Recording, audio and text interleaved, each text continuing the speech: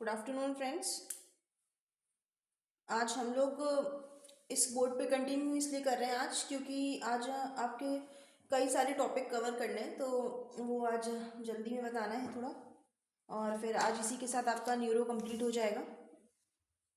और इसमें आपका आज जो डिजीज़ कवर करेंगे वो हम लोग 3 डिजीज़ कवर करेंगे: बेल्स पाल्सी, सेरेब्रोवैस्कुलर एक्सीडेंट और एक पार्किंसन। 3 चीज़ें हम लोग आज पढ़ेंगे। तो आज की वीडियो शायद थोड़ी सी लंबी हो जाए, तो आप लोग प्लीज़ देखते रहिएगा। टॉपिक आपको सारे मिलेंगे, कोई भी चीज़ की कमी नहीं मिलेगी आपको। नॉलेज इसमें भरपूर मिलेगी, नोट्स आपको इसमें अटैच्ड हो जाएंगे सारे के सारे। तो इसमें प्रॉब्लम और थोड़ी इमेजेस भी दिखानी है, तो आप इसके साथ बने रहिएगा। इसीलिए आज इस बोर्ड का यूज़ किया गया है। कल वापस हम लोग अपने रियल बोर्ड पे चलेंगे। और हम लोग क्या क्या आज पढ़ने वाले हैं। एक तो हम लोग पढ़ने वाले हैं बेल्स पाल्सी।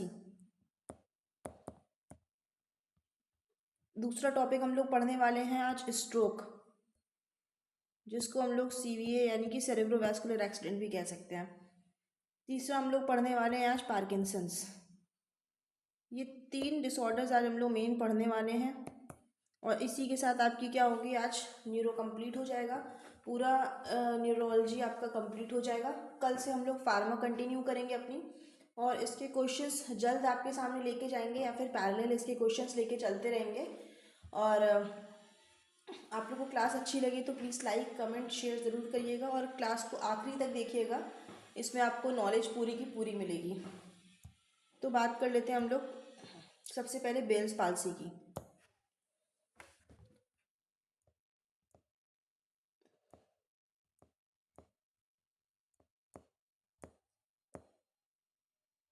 बेल पाल्सी क्या होता है, या फिर फेशियल पाल्सी क्या होता है। बेल्स पाल्सी को ही हम लोग फेशियल पाल्सी भी बोलते हैं। इसी को हम लोग 7th क्रेनियल नर्व डिसऑर्डर भी बोलते हैं। इसको हम लोग क्या बोलते हैं, also known as 7th cranial nerve disorder. अब जान लीजिए बेल्स मतलब क्या होता है, फेशियल में अंतर क्या है इन दोनों में। तो इसका मतलब होता है कि पैरालिसिस हो जाना। पाल्सी मतलब होता है पैरालिसिस।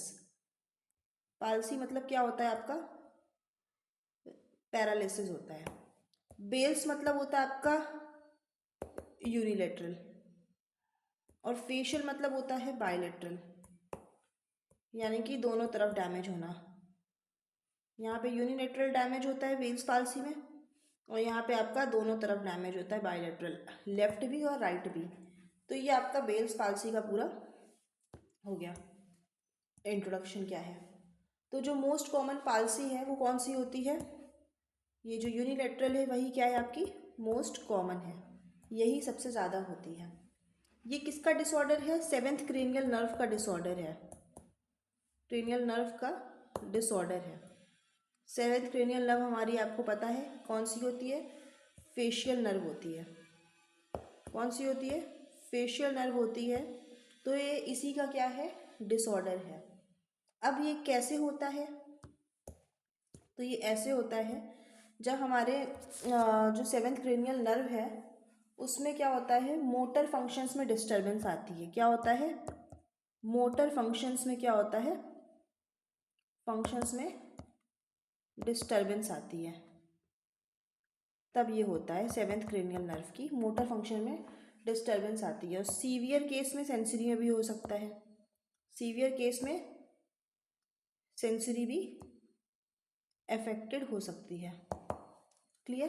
तो ये आपका क्या हो गया, इंट्रोडक्शन हो गया या डेफिनेशन हो गया आपका किसका, बेल्स पाल्सी का। अब कॉजेस क्या हो सकते हैं इसके, तो कॉजेस हो सकता है आपका जैसे आपको कभी चोट लगी हो, ट्रामा, ट्यूमर हुआ हो, या फिर आपके स्टेप बोन का क्या हो गया हो, रिमूवल हो गया हो, रिमूवल ऑफ स्टेप बोन। और या फिर ये कोई वायरल कॉज भी हो सकता है। और जो मोस्ट कॉमन वायरल कॉज है वो कौन सा है, हर्पीस सिंप्लेक्स वायरस, ये मोस्ट कॉमन कॉज है। तो ये क्या हो गए आपके कॉजेज हो गए।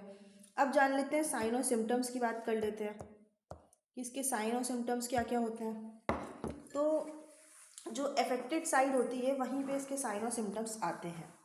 क्लियर? या अगर दोनों तरफ है तो दोनों तरफ साइन और सिम्टम्स आएंगे। तो इसमें कहाँ आते हैं? इन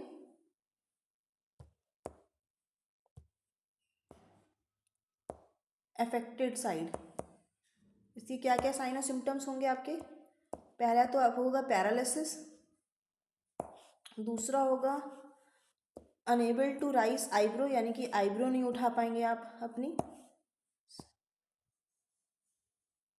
या फिर कोई किस भी नहीं कर सकता है किसी को, और unable to close eye completely,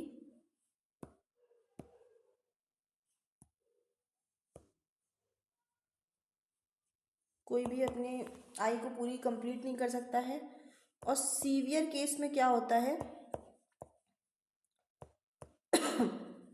severe case में क्या होता है? यूनिलेटरल टेस्ट लॉस भी हो जाता है। क्या होता है आपका? यूनिलेटरल टेस्ट लॉस हो जाता है। ये आपका क्या है? साइन और सिम्टम्स हैं। इसके साथ ही हम लोग बात कर लेते हैं इसकी डायग्नोसिस की। तो जो इसकी डायग्नोसिस हैं वो बहुत ही सिंपल है। आप देख के पता लगा सकते हैं, या फिर इसका आप जो है CT MRI भी कर सकते हैं इसकी, और बाकी आपको ऑब्जर्वेशन करना होगा, फिजिकल एग्जामिनेशन। अब ट्रीटमेंट की बात कर लेते हैं, इसकी ट्रीटमेंट की बात। तो इसमें आपको एंटीवायरल चलानी है, क्योंकि अगर वायरस की वजह से होगा, और आपको कॉर्टिकोस्टेरॉइड चलानी है। ये दो चीज़ें आपको चलानी है, बाकी इसका कोई खास ऐसा ट्रीटमेंट नहीं है। अब बात कर लेते हैं हम लोग नर्सिंग रोल की। ये इसमें थोड़ा ज़्यादा इम्पोर्टेंट है, आपको नर्सिंग रोल ज़्यादा पूछा जाता है इसमें कि नर्सिंग रोल क्या है, इसीलिए इसको मैं लिखवा रही हूँ। तो इसका जो नर्सिंग रोल है, तो आपको कोरोनियल अल्सर और ड्राइनेस बचाने के लिए, आँखों का अल्सर और ड्राइनेस बचाने के लिए आपको क्या करना पड़ेगा? आई को कवर करना पड़ेगा। To prevent corneal ulcer and dryness, cover the eye. Eye को कवर करना है, ये पहला हो गया। दूसरा आपको क्या करना है? एडवाइस करना है कि जो फूड है उसको अनअफेक्टेड साइड से खाएं। Advice to chew food from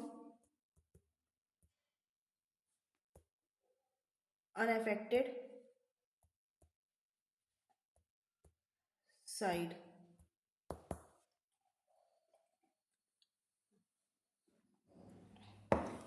दूसरा आपको एडवाइस करना है किसके लिए? फेशियल एक्सरसाइज के लिए एडवाइस करना है।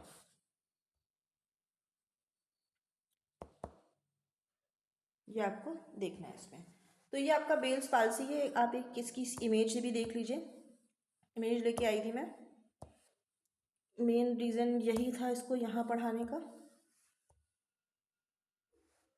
ये जैसे यहाँ पे क्या हुआ, आपकी जो फेशियल नर्व है, यहाँ पे क्या हुआ? फेशियल नर्व है, यहाँ पे आपके पैरालिसिस हो गया। तो ये आपका क्या है? फेशियल पाल्सी है। अब इसमें आईलेट को कम्प्लीटली क्लोज नहीं कर सकता। ड्रूलिंग ऑफ माउथ, हाँ एक आप सिम्टम इसमें ऐड कर लीजिएगा, ड्रूलिंग ऑफ माउथ। सिम्टम एक ऐड कर लीजिएगा इसमें, ड्रूलिंग, यानी कि सलाइवा का गिरना बार बार। ये भी इसका एक इम्पॉर्टेंट सिम्टम है। क्लियर? तो ये आपका क्या हो गया? आपकी बेल्स पाल्सी या फेशियल पाल्सी कंप्लीट होती है। तो अब हम लोग पढ़ेंगे आगे स्ट्रोक